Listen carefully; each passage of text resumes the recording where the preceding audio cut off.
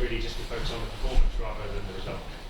Probably because the result doesn't reflect the performance, but it's a good test, a good learning as well for us, and the fact that the games are decided in the boxes, and I think they had one shot or two and scored 2 goals, and we had 19-20 shots and had 2 on targets. It's not enough. So overall, everything else I think really positive, but that final thing that you need to win the games today, it wasn't good enough. We saw Reece go off with an injury. How bad is that firstly, and secondly, obviously you've been linked with wingers a lot in the transfer market coming up. Does that maybe hasten your plans next month? Well, we don't know the extent of the injury. The fact that he had to leave the pitch immediately, he felt something straight away is not good news, especially someone like Reece, which is really powerful and fast, but let's see what happens. We know what we have to do, and that doesn't change the plans. And just on Emil, does he have a chance of making Boxing Day against West Ham, and also how's Alex Zinchenko and Tomiyasu? Let's see. Emil had the last few days hasn't been able to train, but hopefully he can start next week, and he's been out for a while now. He needs some time to get back to speed, but we really need him, so we're going to welcome him with both arms because he's a really important player for us, and we need him fit on the pitch. Zinchenko and Tomiyasu, that they got the chance of making that game? Alex is progressing well, Tommy as well is already running on the pitch, so hopefully we're going to get those international players that are joining as well this week, and then we'll be watching William Saliba tomorrow to see if he can win that World Cup.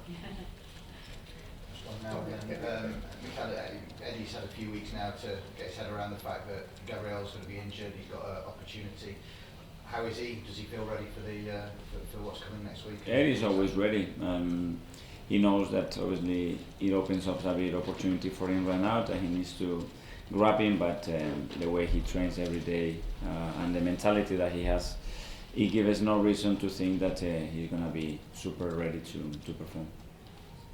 Mikel, going back to before the break, the feeling in the dressing room, you're 5 points clear, you've got into break, the World Cup's happened.